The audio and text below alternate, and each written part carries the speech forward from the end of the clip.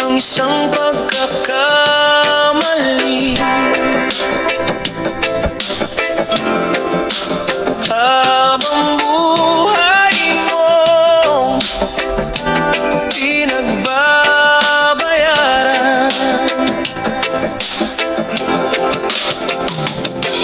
malamig ang gabing walang bituin, tahimik ang selda, ako'y nag-iisa rin.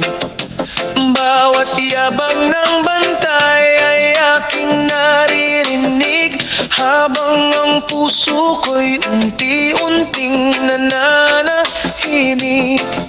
Larawan ng pamilya ang aking kasama, sila ang nagbibigay ng lakas at pag-asa sa bawat patak ng luha sa aking mga mata. Hiling ko'y isang araw muli silang mayakap. Nagkamali man ako'y sa aking landas, hindi ibig sabing wala nang bukas. Umaasa pa rin sa awa ng may kapal na balang araw ako'y makakabalik sa normal. Buhay kulungan, mabigat ang pasan, araw-araw akong lumalaban sa bawat dasal, sa bawat paghinga.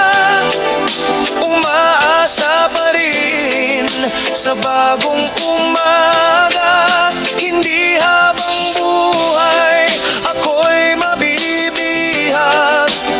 May liwanag pa ring sisikat kapag dumating ang araw ng kalayaan. Magsisimula muli ang panibagong buhay.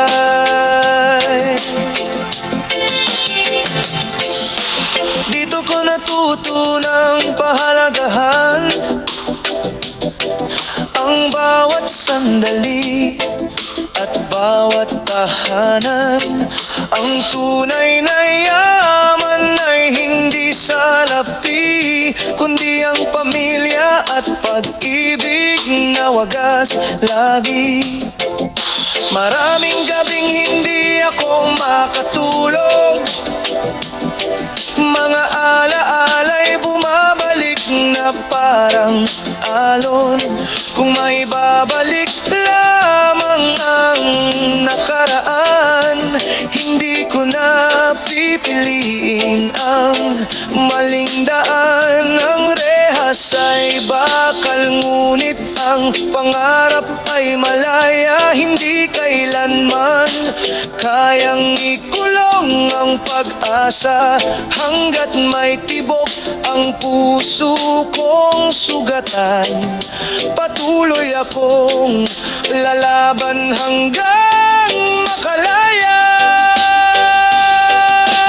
Buhay kulungan, hindi katapusan, isa lamang itong mabigat na aral ng nakaraan. Sa bawat luhay may bagong lakas, sa bawat sugat ay may bagong bukas. Kapag muli akong nakabalik sa mundo, itatama ko ang bawat maling nagawa ko.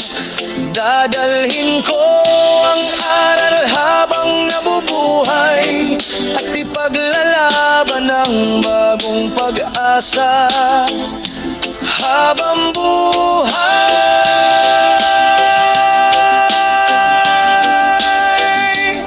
Hindi lahat ng nakakulong ay nawalan ng pag-asa.